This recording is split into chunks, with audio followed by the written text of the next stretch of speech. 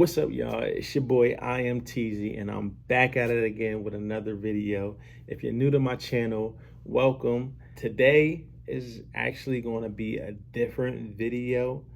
As you guys can see in the title, I'm going to be speaking about my testimony. There's a few reasons why I wanted to get on here and give my testimony.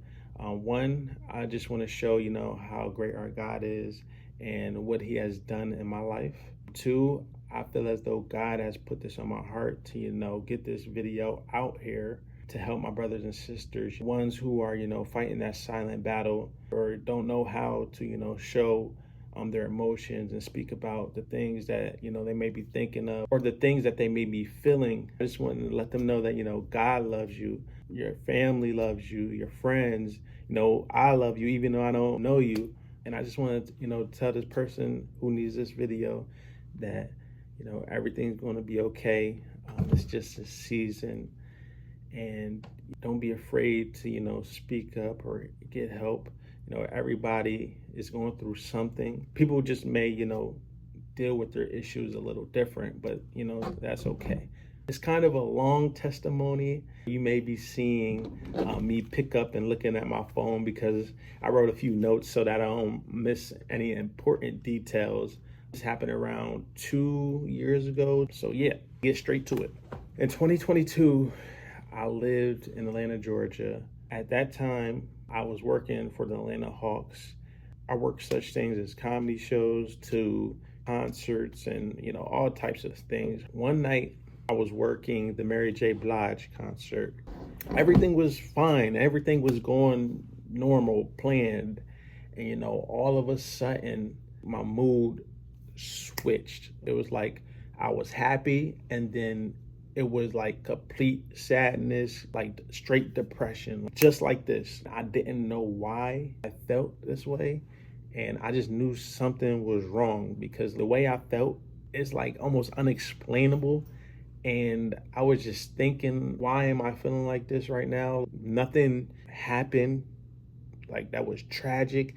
I was living in Atlanta. I was having fun, working for the Hawks. I was panicking, but I know emotions, come and go. Since it happened, the depression, the sadness, it didn't go away. It was with me day after day after day. Mind you, I'm in Atlanta basically by myself, me and my fiance. So after a few days went by, that's when I'm really like, yo, what's going on? Like, I know something is wrong. First person I called, my mom, my dad, and, I'm explaining to them how I feel. We were thinking I'm working around 20,000 people. That was, reasonable. Also, I was thinking, since I worked a night shift, around 4 to 5, I would get to work. I literally lived 15 minutes away from the arena, downtown Atlanta, and it would take me an hour and 30 minutes just to get to work. I ain't gonna lie, I used to get anxiety. I used to have panic attacks in the car every single day going to work. So I did have anxiety attacks in the car, but after that, I would be good. I'm gonna just run down the list of how I felt every single day, so you guys can imagine what I was going through. Not one day passed where I did not have any of these symptoms. I was in deep depression, sadness all day, multiple anxiety and panic attacks for no reason. Like before, when I was saying I was in the car, that's a reason. I would just have them randomly. I would have mood swings. I would sweat profusely. My sleep at night, whenever I did sleep, I couldn't concentrate on anything. I couldn't watch a YouTube video. I couldn't watch any movies. I had extremely dry eyes. My eyes were bloodshot red, and they felt like sandpaper. I had no appetite. I just didn't feel like eating anything. I lost around 15 to 20 pounds.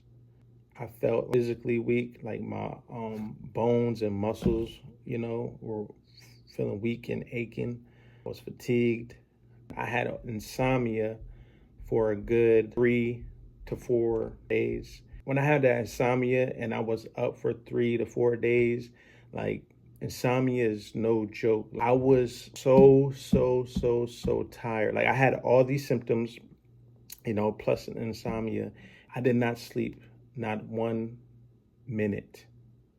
Not 1 minute. So that's like 72 hours straight. Like my body was tired, but my brain wouldn't like shut off. That right there was like one of my breaking points. I knew something was wrong, like mentally, because I never had insomnia. I never had any of these symptoms really. And that's when I was even more scared. But I remember one night I cried because I was just, I was going through it. And I prayed to God that he helped me sleep. Crazy, but it's not crazy. At night, I cried out to him. I got about an hour or two of sleep. I know that's not a lot, but like that compared to not sleeping at all, it felt amazing. Like when I had insomnia, I was up for hours and hours. I honestly had nowhere to turn to but, God. And mom and my dad and, my fiance, my sister, they were all there for me. They were all, making sure I was okay and making sure I was good. But, I still felt alone because honestly, they don't know what was going on in my mind or how I was feeling. I could only, try to tell them how I was feeling. And, it's something new as well. And I honestly could say that's when I felt the loneliness, and there was only one person that I could turn to, and that was, God, and He gave me hope, and He gave me peace. Like I said, He let me sleep for that hour or two. He gave me peace through all this chaos, and with 100% honesty, I could say His words is what kept me afloat. And I honestly don't know what I would have done if I didn't know God, or if I didn't know, if I didn't know Jesus. It was probably like almost around a year that I lived in Atlanta. So at that time, I really didn't have any family doctors that, in Atlanta that I could go to. So one day I called my mom and she was like, see if you could get in contact with your cousin Kendra. My cousin Kendra, she lived about 45 minutes from me, and she works in a doctor's office. My mom told me to see if she could get me in, or if I could go see her, and she could check me out. I got in contact with my cousin Kendra, and she told me whenever I'm free that I could come over, and then she can evaluate me, make sure everything's all right. Kendra played a big part in my testimony, and I truly believe God put her in the right place in the right time. She gave me Benadryl with this sleepy time tea, and she told me to eat bananas and stuff like that, which helped me sleep. As well as she told me when I go to the doctors, request a blood test, because a lot of doctors, they just do like a normal checkup. They don't offer or tell you to get a blood test. After that, I felt a little bit better. I got a little bit more sleep. I still was feeling the same symptoms I was saying before. I tried to schedule an appointment in Harrisburg with one of my doctors. My doctor was saying that they were busy and I wouldn't be able to visit or see my doctor in like months. But shout out to my mom. I don't know what she did. She did some mama things. She got me an appointment like ASAP, like as soon as possible. I don't know what she said. I don't know what she did, but she called me. She was like, "I'll get a flight, have a doctor appointment." Another symptom that I had was OCD. For those who don't know what OCD is obsessive compulsive disorder. Now, I didn't know too much about OCD until I did more research, but I thought like OCD was just like, oh, a person needs to have this, that in order, or they're gonna go, insane. But I didn't know there was actual different types of OCD. So mine's was like, I would think about myself blinking. Naturally, you're not really conscious of yourself blinking. You just blink. I would think about myself swallowing like 24/7. I would think about like my heart beating as well. It was like an obsession. Like it was getting so overwhelming. I ended up going to see a therapist about it that specialized on OCD, and she confirmed that based off what I was telling her, that's the OCD I had. Shout out to my fiance, because when this all first started happening, I remember this. I was in the car and I was like, do you ever like think about your blinking or your like swallowing like all day or whatever? And she could have been like, just to make me feel better. Yeah, yeah. But she, she said no. Like, I don't know what you're talking about. And that's when I started doing more research. I flew back to Harrisburg and I went to my doctor's appointment and got my blood drawn. Just was waiting on the results. And if you know me, I don't be answering phone numbers that I don't know. So my doctor actually ended up leaving a voicemail, and this is what he said. Your vitamin D level is very low. Your vitamin D is a hormone that is really important for the function of nerves and muscles all the way around. You're going to have to prescribe vitamin D. You're going to start off by taking 2 capsules on Tuesday. And then every week, you're going to take a vitamin D capsule. No, you cannot take an over-the-counter vitamin D capsule because your level is too low.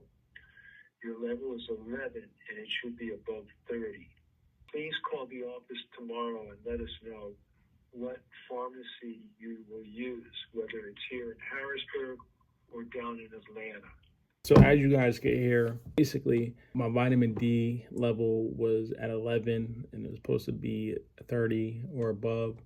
So it was real low. When you're vitamin D deficient, it affects like your hormones, explains like the mood swings and depression and sadness and anxiety and the nervous system, like explains like the insomnia and everything going on with the brain.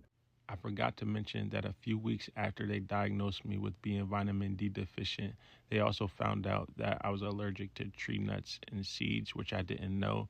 So I was having allergic reactions on top of being vitamin D deficient, which was basically enhancing the symptoms. And I tell you guys, I went through this for like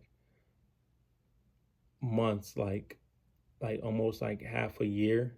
Like I said, I was feeling like I was drowning. I didn't know what to do. I was hearing that nothing was wrong with me, but I knew something was wrong. And, I truly believe, like, at that time, that's when I felt my lowest. I felt alone, even though I had my family that knew about this. They were all supportive. They was all there for me, checking up on me each and every day. But I still felt lonely because I knew that they really didn't know how severe or how bad or the state of mind I was at, the exhaustion I was at. Like this was I was feeling like this probably like for half a year, almost, maybe even more, because since I lived in Atlanta, I didn't have a doctor. I kind of waited, try to wait it out and let it pass, but it never passed. Getting an appointment, flying to Harrisburg, getting my blood drawn, then waiting for the results. That took a very long time. And like I said before in the video, I felt like this every single day. Not a day went by where I didn't feel deep depression, where I didn't feel sad, where I didn't have anxiety attacks, and I was still working. The only thing that kept me from not drowning was God. His words, reading verses of the day, literally gave me hope. It literally kept me sane. I don't even know if I told my parents this or my fiance this, but every day I was scared, just the way I was feeling. I would have suicidal thoughts, and I was so scared because like I never been through this before, and it's like a mental thing. I didn't know when it was going to go away. I didn't know how long I could trust myself, because all I could think about is like, is this going to be, the rest of my life? Like, am I going to feel like this the rest of my life? And it was one of the scariest feelings that I ever had. What they say about OCD is like, it doesn't, like, there's no cure for it, and it's just something that you live with, and that's very scary. But on the other end. I know, like, with God, anything is possible, and He wouldn't put me through anything that I wouldn't be able to go through. I strongly believe that storms like this make you stronger. And for me, this situation really opened my eyes. It woke me up. It showed me like your life could change like that. And it showed me like there's a bigger picture. There's more out here than what we can see. I knew Jesus, but I necessarily wasn't living for Jesus. Like, I wasn't making sacrifices. I wasn't living how He wants us to live as His followers, as His servants. I can honestly say I'm truly trying to live for Him more. Like I said, I'm not perfect. I still make mistakes. I still sin. Before, when I would sin, I didn't feel anything. I would sin and just keep going on with my life. Now, when I recognize that I sinned or I did something that I shouldn't have, I feel regret and try to repent. Wouldn't pray before going to bed. I wouldn't pray before I wake it up. I didn't read my Bible at all. And this video is not for me to pat myself on my back. This video is to show you how Jesus changed my life and how great He is, because I was lost. I'm so grateful that our Father is so loving, caring, merciful, forgiving, and I'm just so grateful that He opened my eyes and showed me different things in His life. I honestly could say I look at this world differently now, and I thank God for the strength to make this video. I honestly, wanted to make this video a long time ago. I honestly think I didn't have the strength, the courage, but the more, I spend time with God each and every day, the stronger I get.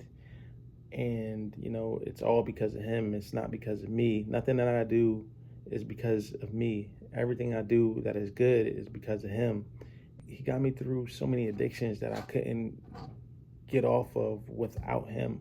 Just to name a few, like I was addicted to, we're going to call it, corn, because, I don't want it to get flagged and this video get taken down off of one word. I was introduced to corn at a young age.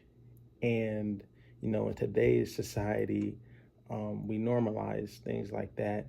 Especially at a young age, you don't really think nothing is wrong with it. And, then you get addicted to it. And then it's hard to stop, especially like you go on social media, it's all over there. You turn on the TV, it's everywhere. You just walk on the world, it's everywhere. And, everything is a trigger. Before I started seeking the Lord, I would struggle with it. Now, He's giving me the strength to overcome the temptations. The temptations still come, but I could fight and avoid it. Yeah, another addiction that I had was gambling. I used to gamble. When I was in Atlanta, I had a gambling group chat. And we used to gamble on NBA games. In NBA games, there's 82 games. Each team had 82 games in there every single day. And there's multiple games, 15 games a day. And I would bet on games every single day. There was times I had 10 cents in my FanDuel account, and I would try to turn that 10 cents into $100 so that I could, keep on gambling. I would, feel bad when I didn't have no money. Like, I had to, gamble some way, somehow, play blackjack. FanDuel was taking my money. Yeah. Also, video games. I used to be on video games from the time I wake up to the time I go to bed. There was a point in time where I ain't touch a video game in months. I play now, and there are some times that I gotta tell myself, man, you're on the game too long. Like, that's what happens, like, when you play video games. Like, time does fly by fast. You don't know it, and that's like part of the reason. There's sometimes where I really have to tell myself, like, you should be spending time with God instead of being on this game. I still struggle with it a little bit sometimes because, it's fun. I be on it so much, I feel as though I be putting it before God, and I feel guilty. I can admit that's something I still have to, work on. So yeah, that's my testimony. A lot has happened since that day, so there may be a few things left out, but I feel as though I hit on the most important things, main thing, which is, showing how great our God is, how he has worked in my life and how he could work in yours. Something I want to leave with you guys before I end this video is that when you love and put your faith in Jesus, you will always have something to live for. Versus when you love and put all your faith in this world, when things go wrong, you will feel hopeless. In this world, you can have everything you ever dreamed of. You can have a big house. You can have your dream car. You can have millions of dollars. You can have all the diamond chains, necklaces, earrings, whatever. But, all that stuff can be taken away just like that. But on the other hand, you can have nothing. You can have nothing, no, materialistically, you can have nothing. But as long as, you put your faith and you love Jesus, that's all you need. Because when everything fails, you still have Jesus. You still want to live for Jesus. And I think, that's something that I learned. Like when I felt alone, I felt like I had nothing, but Jesus. And he's ultimately one of the reasons why I'm still here, and the reason why I'm making this video, the reason why I just want to be a better person, and the reason why I want to, be better and live for him. I hope, my testimony can help you in your life or help someone in your life. Share this video if you have a friend that you're worried about that needs to hear this message. If you made it this far, thank you so much for listening. I pray to God that, he would speak through me to you guys and, get to you guys what, he needs you guys to hear. I just want to say thank you again. I love you guys. I just want to see everybody win. I want to see everybody go to heaven. And yeah, remember, keep your faith in God, love others, and everything else, will fall into place. All right, peace.